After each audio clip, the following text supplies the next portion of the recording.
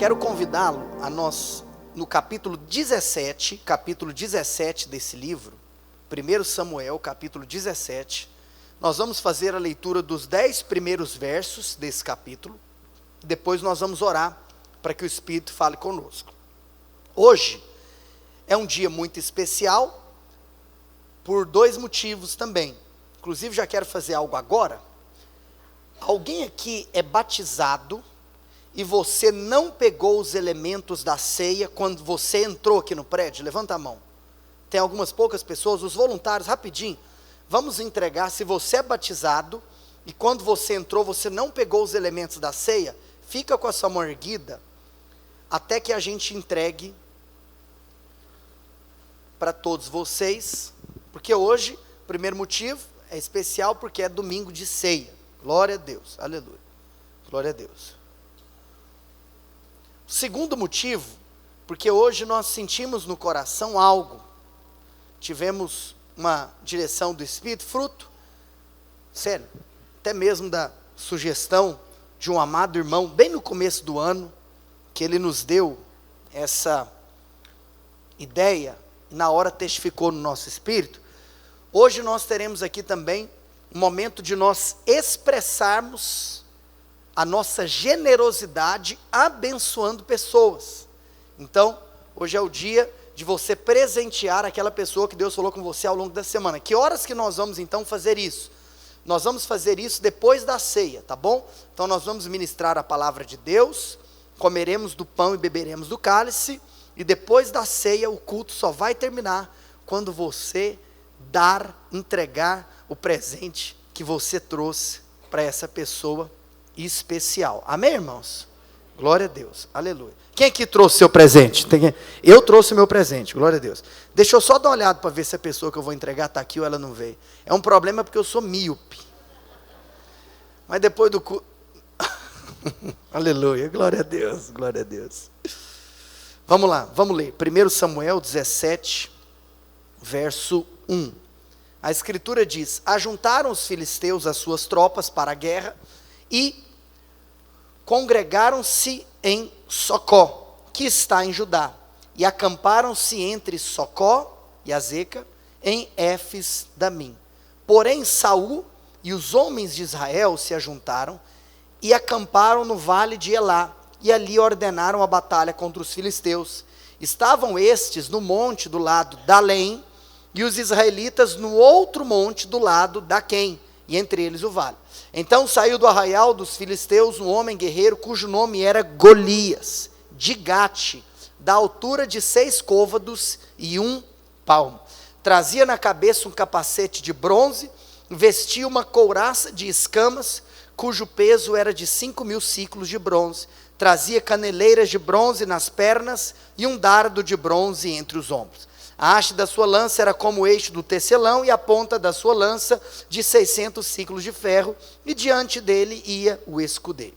Parou, clamou às tropas de Israel e disse-lhes: para que saís, formando-vos em linha de batalha? Não sou eu filisteu, e vós, servos de Saul? Escolhei dentre vós um homem que desça contra mim.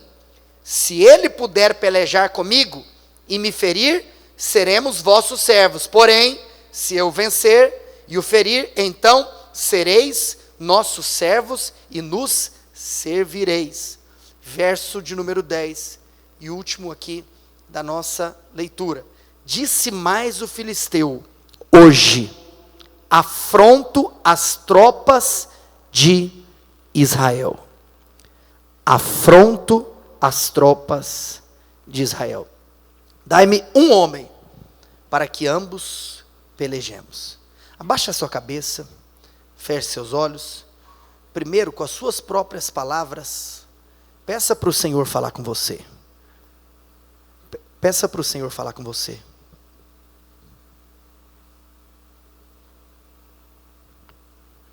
Fala: Senhor, fala comigo.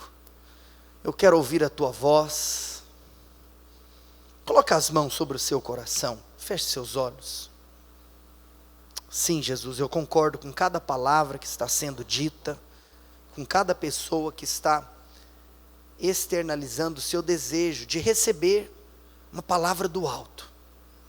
Agora com seus olhos fechados, receba a oração que eu farei. Senhor, Papai de amor, Papai de graça, nós te agradecemos pelo privilégio que temos de cultuá-lo, pelo privilégio que temos de estarmos aqui assentados ouvindo a tua palavra. Eu oro para que nesse ambiente tenhamos nós reverência, temor, assim como também tenhamos alegria e fome, um desejo ardente por receber a tua direção, um desejo ardente de sairmos daqui alimentados por aquilo que o Senhor deseja dispensar sobre nós como igreja. E eu oro, Pai, para que hoje seja um dia histórico. Eu oro para que de fato o Senhor transforme realidades. No nome do Senhor Jesus, em nome de Jesus, a igreja diz. Amados, hoje eu quero trazer uma mensagem que o Espírito já estava me incomodando para trazer em um culto de ceia. E eu confesso que já tem 2 reuniões de ceia que eu estou com esse desejo, mas nas ocasiões anteriores, durante a semana, eu percebi que era para falar sobre outra coisa. Hoje eu quero ministrar uma palavra intitulada O Dia da Vitória sobre a Afronta. Irmãos, como nós precisamos ter revelação do que nós faremos aqui hoje.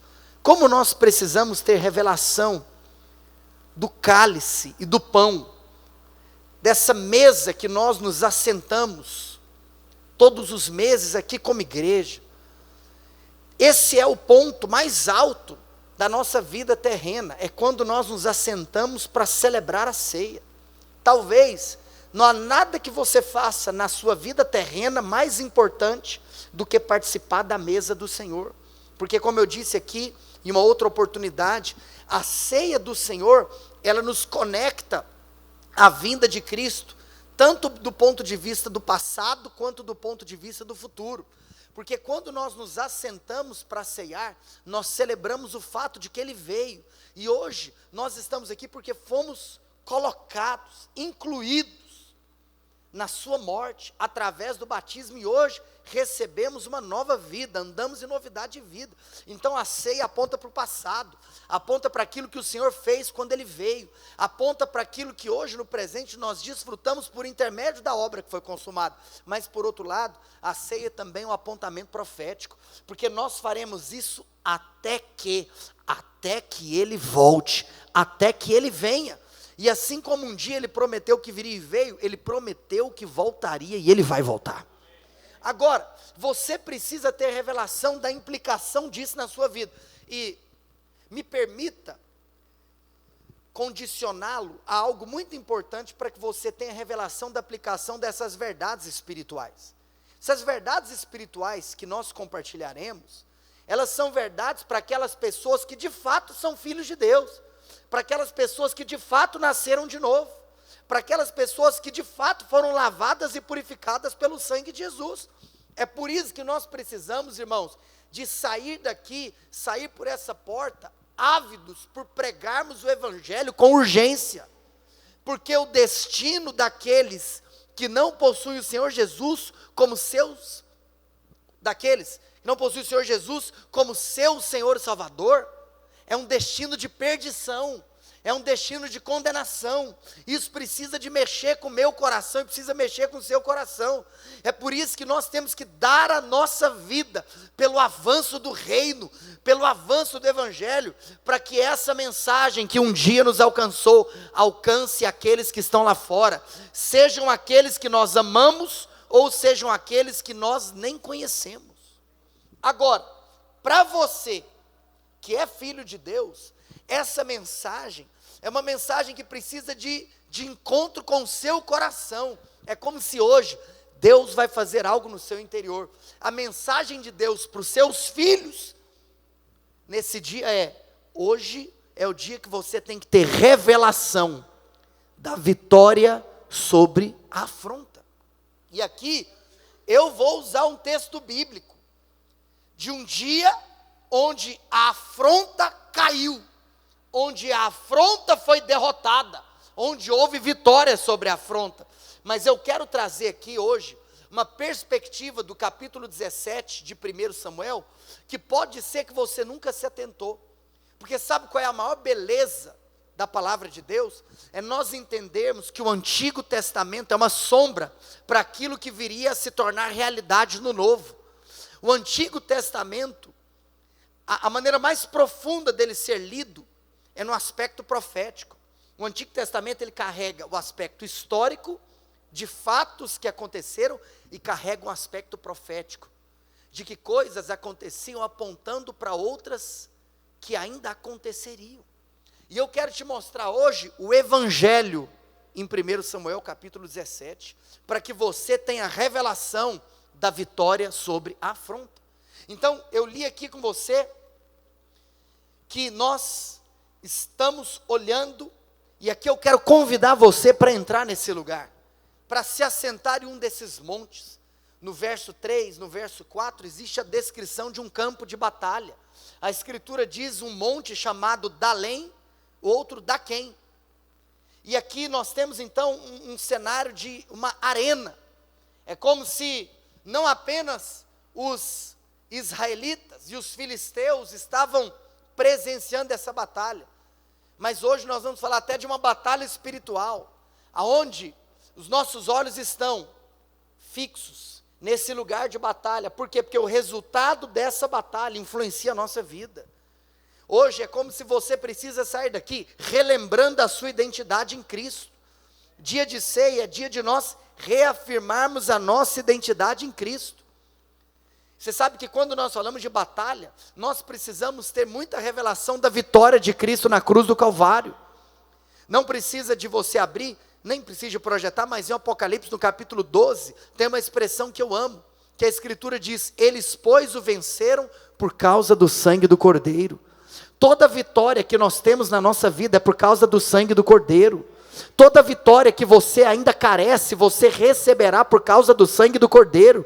Hoje nós estamos aqui para celebrar o sangue do Cordeiro, que foi derramado na cruz, porque esse Cordeiro foi imolado no meu e no seu lugar. Toda vitória é por causa do sangue do Cordeiro. O mérito nunca é nosso. A teologia mais saudável do mundo é você reconhecer que tudo de ruim que acontece na sua vida é culpa sua. Deus não tem nada a ver com isso. Tem gente que fica querendo culpar a Deus. Não. Agora, até porque nós não podemos anular a responsabilidade humana, mas a teologia saudável é quando no final, quando você vê algo de tão glorioso, algo de tão poderoso acontecendo na sua vida, você fala assim: foi graça divina. Eu nem sei. Alguém pergunta: como que isso aconteceu? Você fala: eu não sei. Pergunta, faz favor, pergunta para Abraão, como que Isaac nasceu? Pergunta para Sara, como que ela engravidou? Ela vai falar: eu não sei, foi milagre de Deus, foi graça divina. Toda promessa que você recebe, você não recebe baseado em algo que você tinha força para fazer, você recebe baseado em uma demonstração da graça divina sobre a sua vida. Nós vencemos por causa do sangue. Então nós temos que lembrar que algo aconteceu nessa batalha. E aqui acontece algo interessante, irmãos. Aqui, nos primeiros 10 versículos que nós lemos desse capítulo, nós temos um personagem central, só nos primeiros 10 versículos, porque depois nós sabemos que no decorrer, existe um outro personagem que acaba se tornando o personagem central dessa batalha. Obviamente a gente sabe que eu estou fazendo referência a Davi, porque no final das contas Davi foi o vencedor dessa batalha, mas até Davi entrar em cena, Golias aqui estava com os holofotes apontados para ele. A Escritura diz a respeito desse homem, a Escritura nos mostra o nome desse homem. Aqui diz, no versículo de número 4, cujo nome era Golias de Gate. Diga comigo, Golias de Gate. Então vamos falar primeiro sobre Golias. Golias, esse nome, os comentaristas afirmam que aponta para duas coisas. Os comentaristas bíblicos afirmam de 2 significados para o nome de Golias. Primeiro, Golias significa expor, mostrar, descobrir. Mas Golias também significa aquele que foi mandado para o exílio. O que significa alguém ser mandado para o exílio? Significa alguém que foi expulso da sua própria terra. Isso que significa Golias. Agora, é interessante porque aqui diz que Golias era de Gate. E o que significa Gate? Gate significa lagar. Eu sei que talvez para você não é uma palavra que você esteja tão familiarizado, mas pode ser que alguns se lembram. Lagar era aquele lugar onde as uvas eram pisadas. Sei que hoje existem outros métodos, obviamente, de se fazer vinho, mas lagar é aquele lugar onde as uvas são pisadas.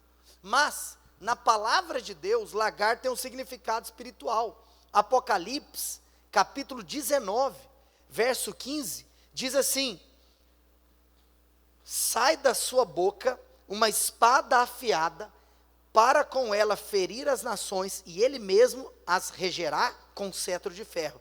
E pessoalmente pisa o lagar do vinho, do furor da ira do Deus Todo-Poderoso. Sabe o que isso significa? Que lagar, na palavra de Deus, aponta para a ira de Deus. Ou seja, Gate aponta para a ira de Deus. O que isso nos significa então? Esse Golias aqui, ele tem um apontamento. Golias aponta para aquele que foi expulso da sua terra por causa da ira de Deus. Golias de Gate. Golias aqui aponta para Satanás. Golias aponta para o diabo. Por isso que Golias faz isso. Ele afronta. Por isso que hoje na sua vida, quem é aquele que tem o papel de te afrontar? Satanás. Hoje, sabe, vou te contar uma coisa. Por que todo domingo você é fortalecido pela palavra de Deus? Porque você precisa ser abastecido para vencer a batalha na mente. Vou te contar uma coisa, a batalha no campo espiritual, ela já foi vencida. Por isso que todas as vezes que você sair para batalhar no campo espiritual, você tem que sair com a revelação da vitória. No mundo do espírito, não estou falando com relação a coisas que Deus pode fazer, não. Para Deus você pede, para o mundo espiritual você ordena. Para o diabo você ordena, para Deus você pede. Mas, para tudo aquilo que tange a batalha espiritual, a Escritura diz que toda autoridade foi dada, porque você está em Cristo. Então, nós saímos para possuir a terra que é nossa.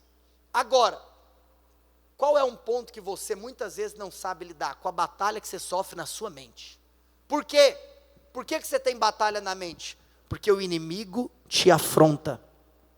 O inimigo te desencoraja, através das setas que ele lança dentro do seu interior. Agora, hoje eu estou aqui para te dizer, você não vai mais cair na afronta do diabo. Você não vai cair no desencorajamento que vem do maligno. Hoje você vai sair daqui com muita ousadia. Você vai sair daqui com muita fé, porque hoje é dia de você vencer a afronta. Agora, você entendeu o que eu estou querendo te dizer? O papel de Golias é o mesmo papel de Satanás, afrontar o povo de Deus. Assim como Golias afrontava o povo de Deus, em 1 Samuel 17, hoje, Rassatã. Você sabe que o nome em hebraico do diabo é Rassatã. O que significa Rassatã? O acusador. Esse papel é do diabo, é o papel de acusar, é o papel de afrontar. Golias de Gate, aquele que foi expulso da sua terra por causa da ira de Deus. Essa é a história da queda de Lúcifer. O nome de Golias é a história da queda de Lúcifer. Lúcifer foi expulso da terra onde ele habitava, por causa da ira de Deus.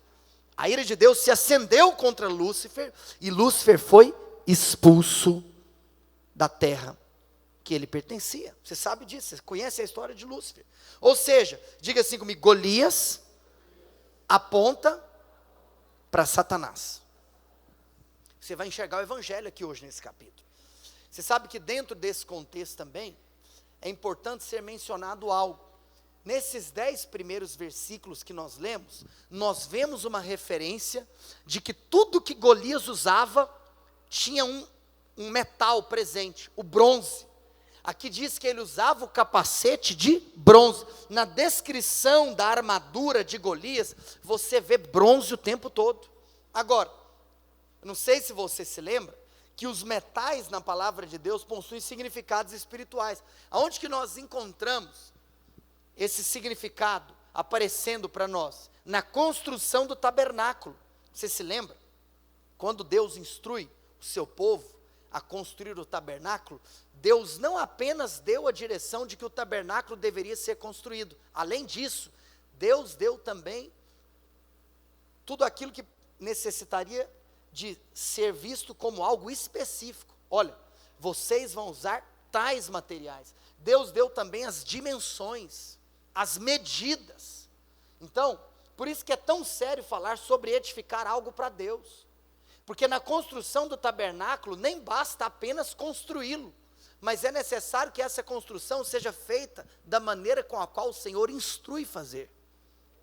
E nisso, nós vemos que, por exemplo, o tabernáculo era cheio de ouro e cheio de bronze. E ali, no seu alicerce, no seu fundamento, nós encontrávamos também a prata. Agora, olha que coisa interessante. O tabernáculo era dividido em 3 partes: o átrio, o lugar santo e o santo dos santos, ou santíssimo lugar. Aonde que você encontrava bronze no tabernáculo? No átrio.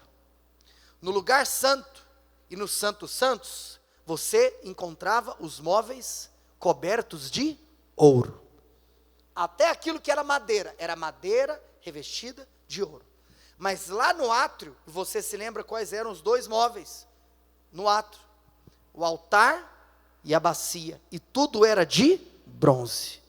O que era colocado em cima do altar de bronze? O cordeiro que seria imolado, porque você lembra que o ofertante chegava então com o seu cordeiro para a realização do sacrifício. Aquele cordeiro era imolado, era morto, e era colocado sobre o altar. E o que acontecia no altar de bronze? O Senhor despejava a sua ira sobre o cordeiro. O bronze, na palavra de Deus, aponta para juízo. O bronze, na palavra de Deus, aponta para condenação. E é isso que Satanás tenta fazer. Satanás, ele tenta te condenar o tempo todo. É por isso que tem aquela velha frase: todas as vezes que Satanás tentar te lembrar do seu passado, porque sempre quem condena é quem quer falar do passado. Se Satanás vier te procurar para falar do seu passado, lembra ele do futuro dele. Agora, por outro lado, o ouro aponta para a natureza divina. O ouro aponta para a glória de Deus. Por isso que até a madeira era coberta de ouro. Por quê? Porque madeira fala daquilo que vem do homem. O apóstolo Paulo mesmo nos diz isso. Madeira, palha, feno, aquilo que é força humana, aquilo que é braço humano. A nossa justiça, ela é como um trapo de imundícia. Por isso, todas as vezes nós nos apresentamos diante de Deus, nós precisamos ser a madeira coberta por ouro. Não é pela nossa própria força. Por isso, irmãos, nós vemos então que tudo em Golias aponta para esse lugar de condenação, de juízo. E eu quero te contar uma coisa: é por isso que o Senhor Jesus é o seu advogado. Porque quando o acusador tenta contra a sua vida, você pode apresentar aquele que fala por você. Você tem. Mas eu quero te contar uma coisa: ele até pode ser o acusador, mas ele não é o juiz. Apenas o Senhor é o reto juiz. Então Golias aponta para Satanás. E vamos avançar aqui nessa história. Olha só. O que Golias faz? Ele afronta, como nós estávamos dizendo. Mas agora, nós vemos algo muito poderoso. No meio da afronta, no meio desse lugar de peleja, no meio desse lugar de batalha, surge então um segundo personagem. Esse segundo personagem, que nós sabemos que se tornará o personagem principal dessa história, ele também aponta para alguém nessa história. Por quê? Porque olha só, como que esse segundo personagem, eu estou fazendo referência agora a Davi, foi parar nessa cena? Davi, ele só aparece nesse campo de batalha porque ele foi enviado pelo seu pai. O seu pai o enviou para esse lugar. E por que que o seu pai o enviou? Para que ele servisse os seus irmãos. Você lembra da história? Eu não estou lendo aqui o capítulo completo, porque você sabe que Jessé virou para Davi, falou assim: meu filho, vai lá na batalha, vai lá levar mantimento para os seus irmãos. Agora, olha que coisa poderosa. A vitória sobre Satanás foi nos dada por intermédio do que Cristo fez. E por que que Cristo veio à terra? Porque o seu pai o enviou para servir os seus irmãos. E olha que coisa poderosa. Qual foi a atitude do filho Davi? Ele obedeceu. Qual foi a atitude do Filho de Deus, Cristo? Ele obedeceu. Então Davi aponta para Cristo, o servo obediente que veio para salvar os seus irmãos. Por quê? Porque no final da história, o que aconteceu com todo mundo ali? Todo mundo ali foi salvo. Golias, ele ia executar, mas Davi salvou a nação inteira. Ou seja, as pessoas foram salvas por intermédio daquilo que Davi fez. Nós fomos salvos por intermédio daquilo que Cristo fez. E hoje, nós obviamente nos referimos a Cristo, não mais como filho unigênito, mas como filho primogênito. Nós fomos os irmãos que Cristo salvou. Então, assim como Golias aponta para Satanás, Golias aponta para o diabo, Davi aponta para Cristo. Isso é poderoso, irmãos. Quem aqui está enxergando o evangelho do Senhor Jesus Cristo? E aí sabe o que é poderoso? É você pensar no final da história de ambos, no final da história de Davi e no final da história de Cristo. O que aconteceu com Davi depois de ter vencido essa peleja? Ele foi parar num trono. O que aconteceu com Cristo depois que ele veio à terra e que ele fez o que ele tinha que fazer? Quando ele voltou para o céu, tinha um trono esperando por ele. Oh, irmãos, agora vamos fazer uma aplicação aqui prática para mim e para você. Toda posição de trono que Deus tem para alguém sempre necessariamente precisa começar com um ato de serviço. A questão é que muitas vezes o ser humano deseja o trono, mas não tem disposição para serviço. Se você entender o que aconteceu, Davi, ele só tomou posse de uma posição de autoridade, porque lá atrás ele simplesmente se tornou um servo obediente. Cristo, a Escritura diz, todos nós sabemos disso, Filipenses capítulo 2, que inclusive a narrativa do apóstolo Paulo, capítulo 2 de Filipenses é um capítulo maravilhoso. O apóstolo Paulo nos traz 4 exemplos de humildade. Ele nos traz o exemplo de Cristo, o exemplo dele mesmo, o exemplo de Timóteo e o exemplo de Epafrodito. E nós sabemos que o primeiro exemplo que ele traz ali, logo no início do capítulo 2, é o exemplo de Cristo. E nós reconhecemos que a passagem de Filipenses capítulo 2, afirmando acerca da humildade de Cristo, é a passagem mais gloriosa da cristologia bíblica. Filipenses capítulo 2 é conhecido como o hino da cristologia. Ele abriu mão da sua glória, ele abriu mão da sua posição, ele abriu mão para servir, por obediência ao Pai e serviço dos irmãos. E o que aconteceu com ele? Ele foi colocado sobre um lugar, e agora o seu nome está acima de todo nome.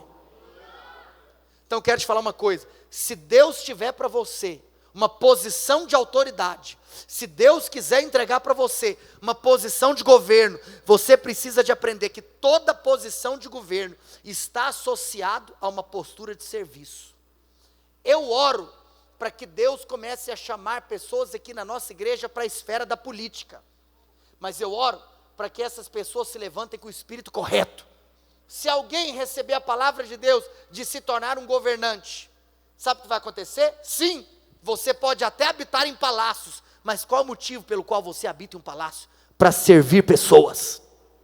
Precisamos ter isso em mente. Precisamos reprogramar. Toda autoridade que Deus te dá, toda posição que Deus te dá para você servir pessoas. Por exemplo, talvez Deus te dá a capacidade de você empreender, você se tornar um empresário. Óbvio que num sistema capitalista, e nada contra. Acredito que dessas questões terrenas, talvez seja a melhor ou menos pior, seja lá como você queira chamar, que eu não vou nem falar do outro lado, uma aberração antibíblico. Agora, tudo é ideologia terrena. No capitalismo, alguém vai defender que a coisa mais importante, por exemplo, no exercício do empreendedorismo, ou melhor, ali, o objetivo final da empresa é a busca do capital, é o lucro. Mas eu quero te falar uma coisa, você não pode pautar a sua vida apenas na perspectiva humana. Você não pode empreender apenas buscando pelo capital, não. Porque a sua perspectiva, ela é celestial. Você sabe que, eu até gosto de uma frase que é natural, que diz que o empreendedorismo está ligado à resolução de problemas. Que, ou seja, quando que uma empresa nasce? Quando alguém se prontifica a solucionar um problema da sociedade. Aí se nasce uma empresa. Então nós precisamos ter essa perspectiva. Que se Deus, porque eu creio, irmãos, que pode ser que Deus vai levantar pessoas aqui para conquistarem posições de influência, mas saiba de algo, é para servir.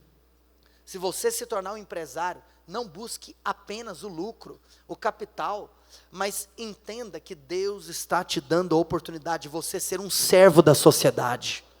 Seja então na esfera pública ou seja na esfera privada. Amém, irmãos?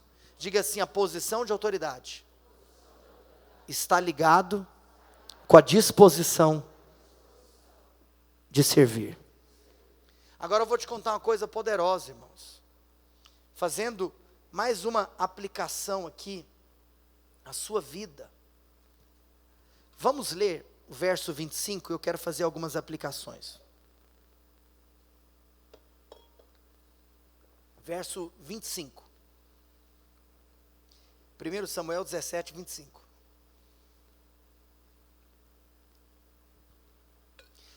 Eu vou voltar no verso 24. Todos os israelitas, vendo aquele homem, fugiam de diante dele e temiam grandemente.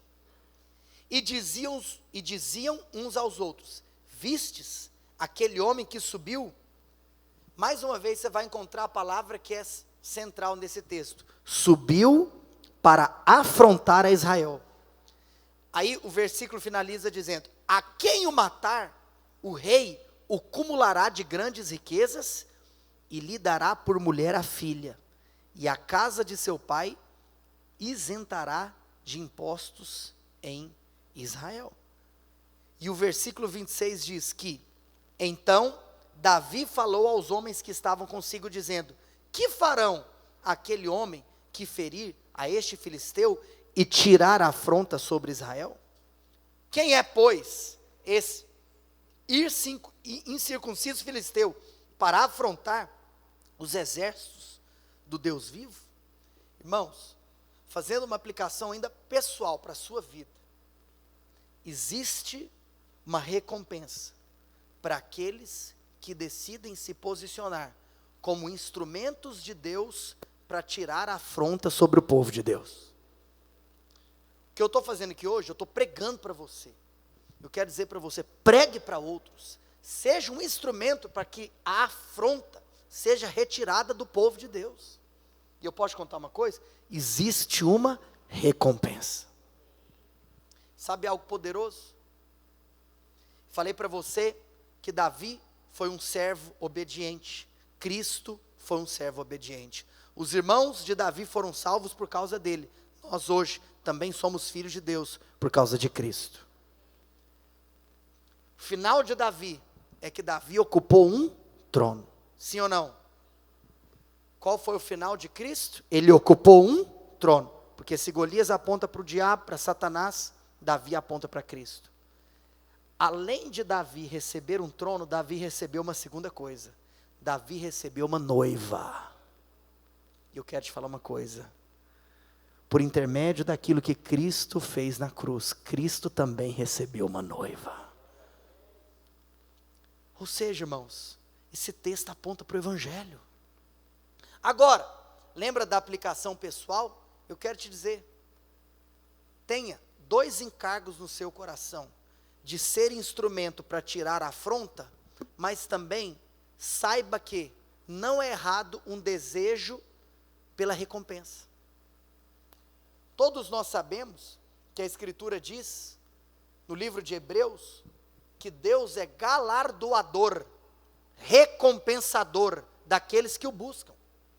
Agora, obviamente, você sempre precisa ressignificar na sua mente, é você buscar a recompensa certa, a recompensa da pessoa certa. Toma muito cuidado, quando os seus olhos estão na busca desenfreada pela recompensa humana. Porque a questão não é errado desejar a recompensa, mas é de quem você deseja a recompensa. Sabe o que é poderoso? Por mais que essa fala do autor de Hebreus é famosa, eu estava, inclusive, meditando no fato que, no Sermão da Montanha, a gente estava aqui falando mais cedo sobre a Semana da Consagração, sim ou não? O Sermão da Montanha fala que tudo que eu falei, e tudo que o Álvaro falou no momento de generosidade, também será recompensado. Porque o que nós vemos em Mateus capítulo 6, que a Bíblia diz, quando você jejuar, você vai fazer isso, isso e isso, no final tem recompensa para você. Quando você ofertar, você vai ofertar assim, assim, assado, no final tem recompensa para você. E quando você orar, você vai orar dessa maneira, e no final, o teu Pai vai te recompensar. Existe recompensa para jejum, existe recompensa para oferta, e existe recompensa para oração. Tudo que nós vamos fazer essa semana vai ter recompensa. Agora, a recompensa da pessoa certa, no lugar certo. Não queira trocar quem vai te recompensar e que horas você vai receber a recompensa. Porque o que está escrito é, você só vai receber recompensa uma vez. Então você faz o cálculo da hora correta para recebê-la. Amém, irmãos? Você pode desejar essa recompensa de servir o Senhor. O apóstolo Paulo desejou. O apóstolo Paulo falou, sofrimentos aqui do tempo presente não vão se comparar com a glória que eu vou experimentar. A coroa está lá reservada para mim, Senhor, pode me levar, que eu quero colocar essa coroa. Por quê? Porque ele desejou a recompensa na hora certa, vindo da pessoa certa. Irmãos, agora eu preciso entrar no mérito de algo aqui muito profundo. Se você continuar a história, você vai perceber um terceiro elemento. Vem comigo. Nós estamos falando de Golias, de Gate, estamos falando de Davi. Estamos falando daquele que aponta para Satanás, estamos falando daquele que aponta para Cristo. Mas olha o que acontece no verso 27, depois 28. 27 diz, e o povo lhe repetiu as mesmas palavras, dizendo, assim farão ao homem que o ferir. Porque Davi perguntou, o que é mesmo que vai acontecer com quem derrubar esse gigante? Aí o povo repetiu as mesmas palavras. Verso 28 agora, olha o que está escrito aí na sua Bíblia. Ouvindo Eliabe, seu irmão mais velho, falar àqueles homens, acendeu-se-lhe a ira contra Davi. E disse, por que descestes aqui? E a quem deixastes aquelas poucas ovelhas no deserto? Bem conheço a tua presunção e a tua maldade. Desceste apenas para ver a peleja? Sabe o que é interessante?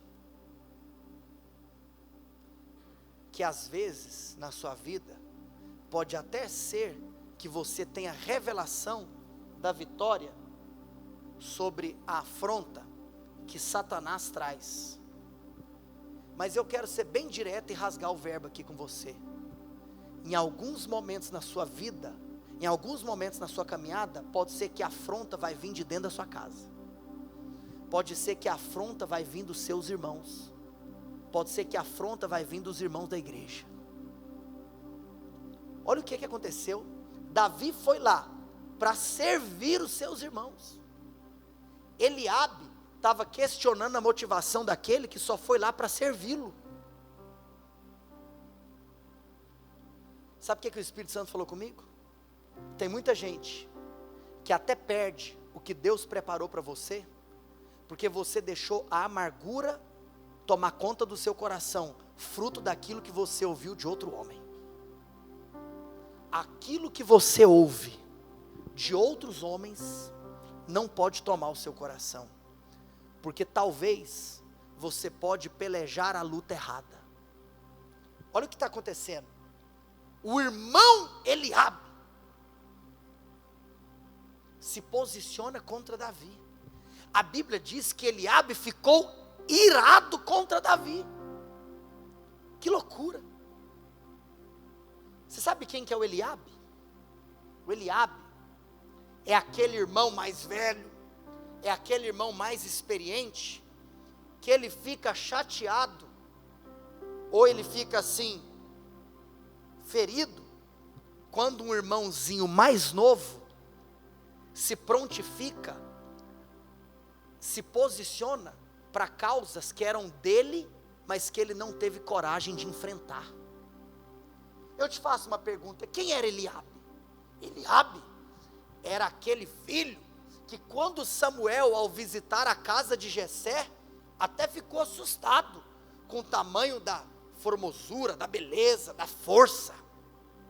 Inclusive, se não fosse Deus parando Samuel, Samuel até se prontificou a possibilidade de ungir Eliabe. E aí Deus virou para Samuel e falou assim: Samuel, Samuel, para o que você está fazendo, porque você está vendo a aparência, mas eu vejo o coração. O que isso significa? Que Eliabe, ele tinha pompa, Eliabe tinha um negócio. Eu quero te fazer uma pergunta: por que Eliabe não se posicionou para lutar contra Golias? Porque antes de Davi entrar na história, Golias já estava lá afrontando. Golias estava lá afrontando no verso 10. Por que nós estamos no verso 25 e Eliabe não lutou?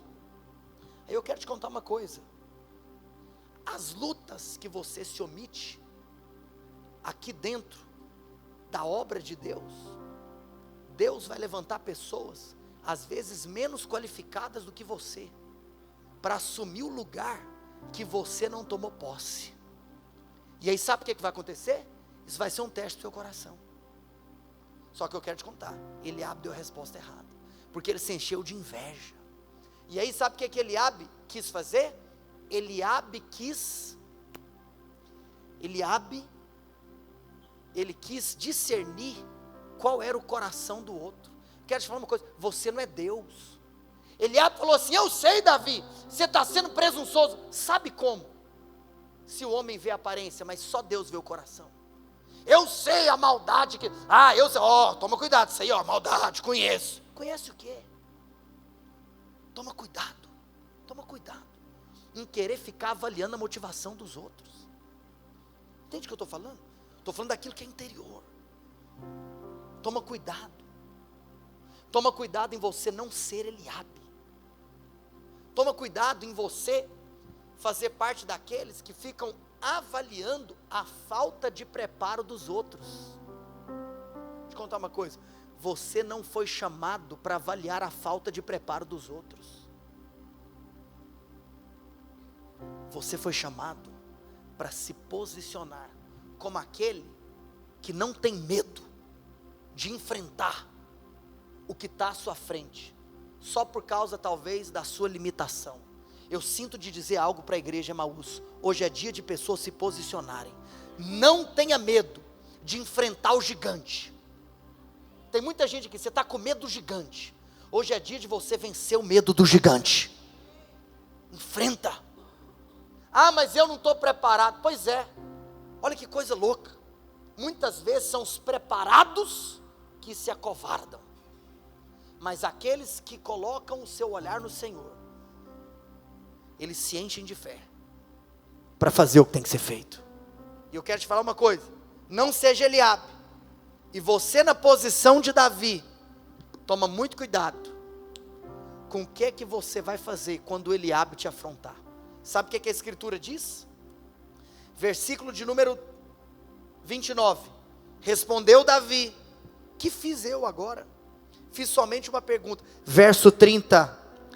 Desviou-se dele para outro e falou a mesma coisa. O que Davi fez? Davi se desviou de Eliabe. Davi apenas virou as costas e foi embora. Sabe o que isso significa? Que Davi não parou para brigar com Eliabe. Tem muita... Amados, isso aqui é muito sério. Tome muito cuidado. Quando no meio da batalha, você acaba perdendo o foco e a direção de quem é seu inimigo. Eu quero te falar uma coisa: Eliabe não é seu inimigo. Às vezes, o irmão que está falando coisas que não deveria falar, é apenas uma plataforma para que você dê a resposta que Davi deu. Eu vou virar as costas e eu vou seguir a vida. Eu não vou parar minha vida para brigar. Tem muita gente que não mata Golias porque resolveu brigar com Eliabe. Não há coisa pior do que um homem de Deus que perde o discernimento de contra quem é a batalha.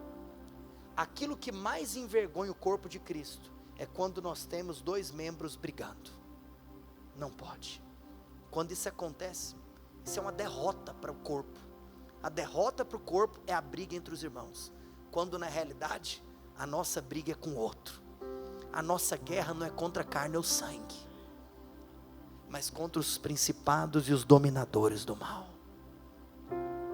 Receba essa palavra da parte de Deus, e que você dê a resposta de Davi. Você sabe, nós como igreja recebemos uma palavra, que a igreja Emaús seria um lugar de cura. Seria um lugar de cura. Eu quero profetizar que talvez, se você precisa de liberar perdão para algum Eliabe, o Senhor vai colocar no seu coração. O Senhor vai limpar seu coração. Para de brigar com Eliabe. E não seja Eliabe na vida de alguém. O time de adoração pode subir. E amados, eu quero finalizar aqui compartilhando algo muito profundo com você. Por mais que essas pessoas lindas e talentosas vão subir aqui atrás de mim, né? Porque, meus parabéns, povo bonito, né? Pode subir o coral, sobe todo mundo, né? Vieram na paleta, que coisa linda, né? Meu Deus, né? Eu não sei você, mas eu fico animado com uma coisa dessa. Meu Deus, a beleza, né? Ela atrai os homens, mas ela honra a Deus. Quer comais, quer bebais, façais tudo para a glória de Deus. Você vai se vestir, se vista para a glória de Deus. Amém, glória a Deus, amém. Então olha só, eu queria que você não permitisse que isso roubasse o que o Espírito quer te entregar. Vem comigo aí na sua Bíblia e vamos lá para o verso 38. Agora nós vamos ter uma overdose de revelação aqui. A Escritura diz, verso 38. O que acontece aqui no verso 38? No verso 38, Davi recebe de Saul a autorização para lutar. Agora Davi vai lutar. Por quê? Porque ele recebeu o sinal verde do rei. Saul falou: meu filho, vai. Olha o final do verso 37. Então disse Saul a Davi: vai, e o Senhor é contigo. Verso 38. Saul vestiu a Davi da sua armadura e lhe pôs sobre a cabeça um capacete de bronze e o vestiu de uma couraça. Davi cingiu a espada sobre a armadura, experimentou andar, pois jamais havia usado. Então disse Davi a Saul: eu não posso andar com isso. E o final diz: Davi tirou aquilo de sobre si. Sabe o que isso significa, irmãos? Que Davi teve uma oportunidade. Qual oportunidade?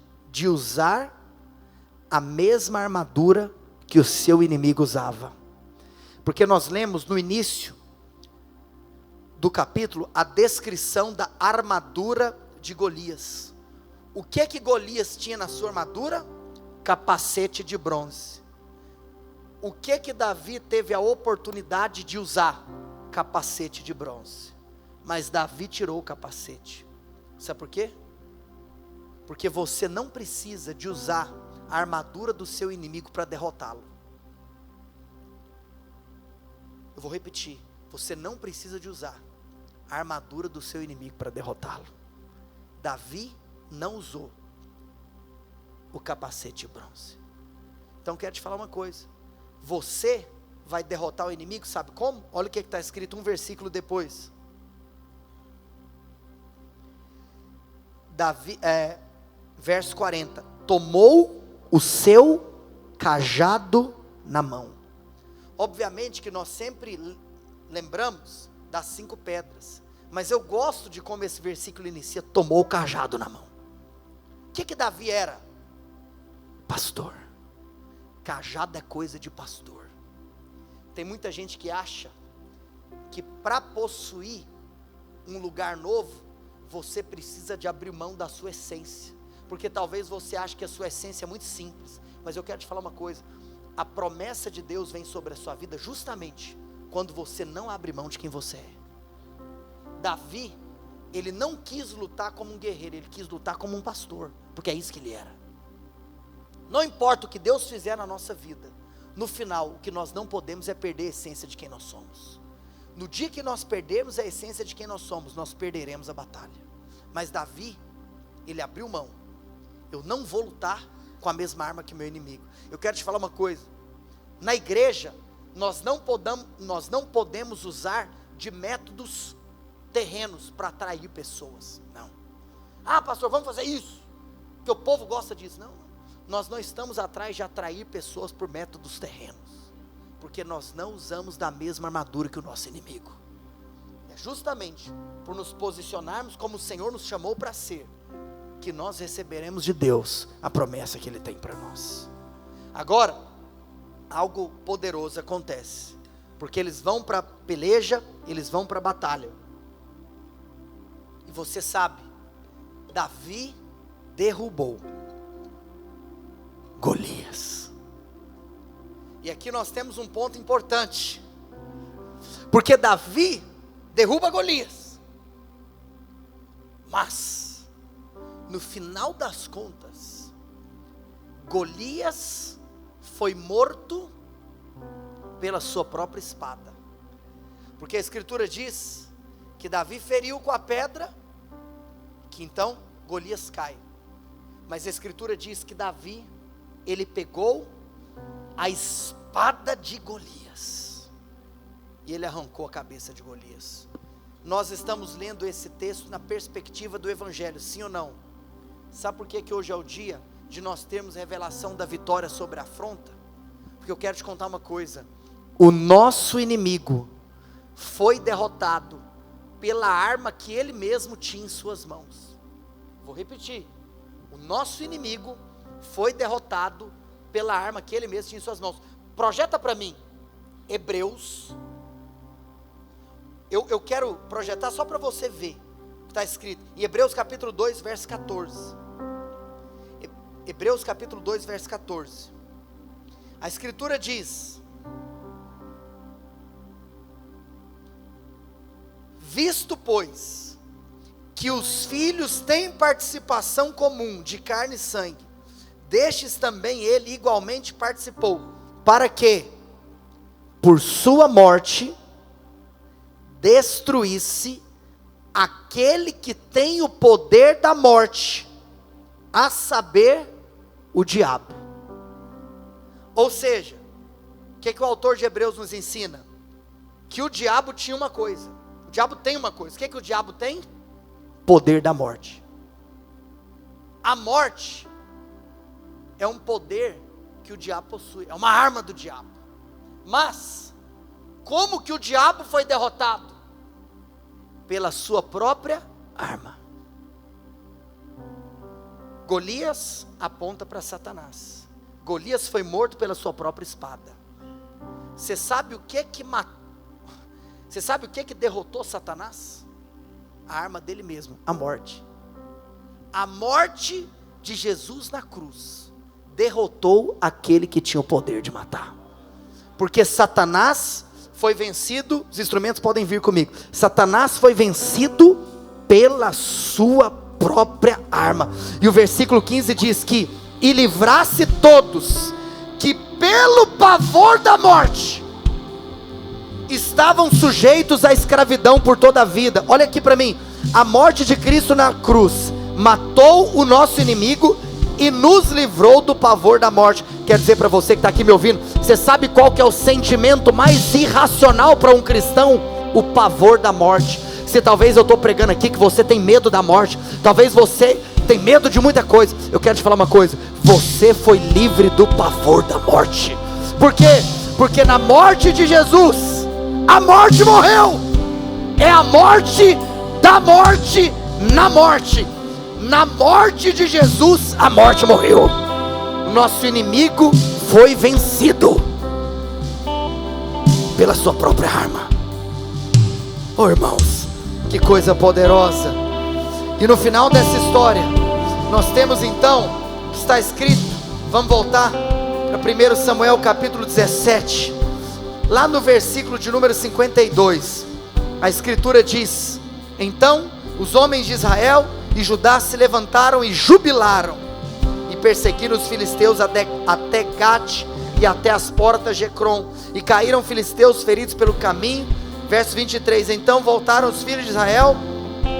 E verso 24, tomou Davi a cabeça do filisteu e a trouxe a Jerusalém. A história conta então que Davi pega, a Bíblia nos conta, que Davi pega a cabeça do gigante e leva para Jerusalém. Depois a história nos conta que Davi, ele enterra a cabeça de Golias. E o lugar aonde a cabeça de Golias foi enterrada, até recebeu o seu nome. Esse lugar foi chamado de Gal-Golias de Gate. Esse lugar cuja cabeça de Golias havia sido enterrada. Mas você sabe que posteriormente, simplesmente pela dinâmica da mudança proveniente de que o tempo vai passando e às vezes nós vamos nos referindo à mesma coisa e vamos mudando o jeito que nós falamos daquilo, aquele lugar que antes era chamado de Gal-Golias de Gate, depois começou a ser chamado apenas de Gal-Gate. E esse mesmo lugar depois começou a ser chamado de Gólgota. Você sabe, o Gólgota, onde Cristo foi crucificado, o Gólgota era esse lugar, Gal-Gate, Gal-Golias Gate. Sabe o que significa? Que Cristo foi crucificado exatamente no lugar onde a cabeça de Golias estava enterrada. Sabe por quê? Porque Gólgota, você sabe, significa caveira, significa o lugar do crânio, o lugar da caveira. Isso nos mostra que se cumpriu aquilo que estava descrito em Gênesis capítulo 3, verso de número 15, que é a primeira profecia bíblica. Porque quando o homem caiu, o que aconteceu com a queda do homem? Senhor Jesus, Deus Pai virou para a serpente, falou assim: serpente, quero te contar uma coisa, você enganou essa mulher, mas então o descendente da mulher vai vir. Quando ele vir, você vai fazer uma coisa: você vai lhe ferir o calcanhar, mas ele vai pisar sobre a sua cabeça. E o que aconteceu? Lá no lugar onde a cabeça de Golias foi enterrada, a cabeça de Satanás também foi cortada e tirada. E hoje nós podemos celebrar que assim como Golias foi derrotado por Davi, Cristo venceu aquele que tinha o poder de afrontar o seu povo. Hoje você pode dizer: Satanás, cale a tua boca. Satanás, cale a tua boca. Porque hoje eu desfruto não da minha vitória, da vitória de Cristo no meu lugar. Se você crê nisso, fique em pé onde você está.